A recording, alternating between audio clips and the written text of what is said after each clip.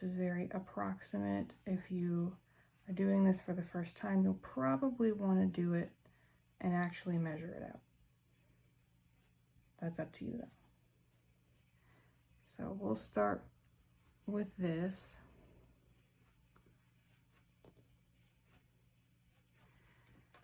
And then we'll start on the actual sewing.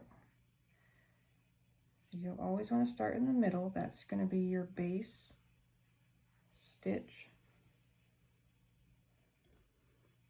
Okay, after we've done the base stitch, the next thing we want to do is we'll go up top,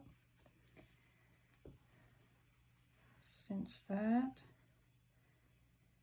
and lock it. Then you want to find the center one that would be horizontal from that top one. So that would be here. That's probably the hardest part about this, is making sure that you don't lose track of which column you're in. I'm going to do a float stitch. Some people they'll do this stitch, they'll tie it off, cut it off, make a new knot, start with this one. I just do float stitches because it's a little bit quicker.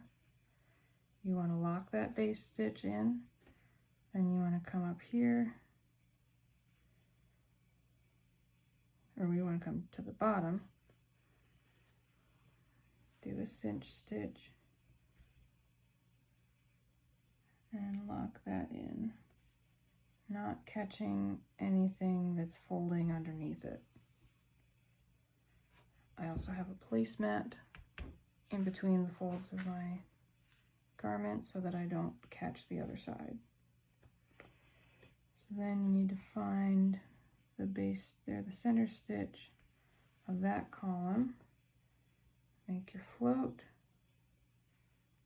lock it in, and then we're going to go to the top level. So you do alternating top, bottom, with each column of stitches, and you'll cinch that tight.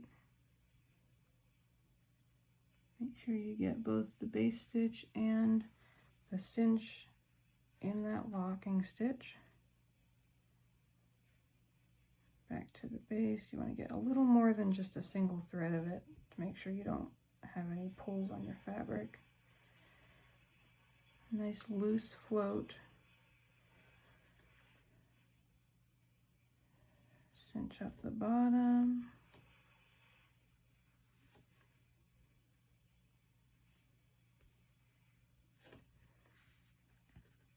Find your center with a float.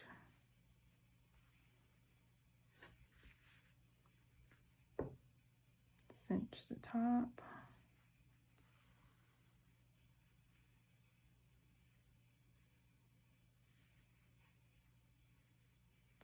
And lock that in. Base is over here. Sometimes, yeah, that center base one is what gets a little confusing as your fabric gets more and more three-dimensional, which is why I think doing a whole panel of all this smocking stitch would be so difficult to do. One little row is enough for me. All right, so that's all that I had marked off so far.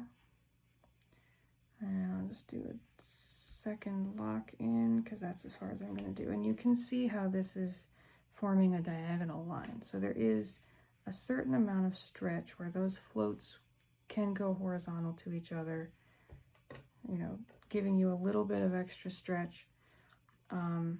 They say when you're doing Canadian smocking, you should account for like 50% shrinkage. I don't think it's quite that much. I would say probably 30% shrinkage you'll want to be careful of.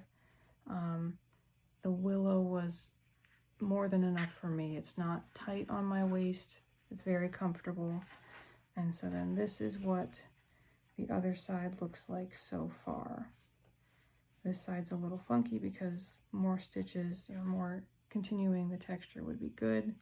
But you can see the braiding effect right here. And it just looks really, really cool and very like fancy for being as honestly simple as it is.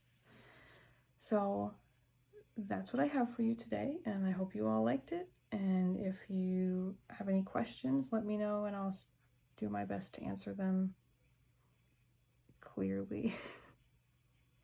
Anyway, have a good one. Bye.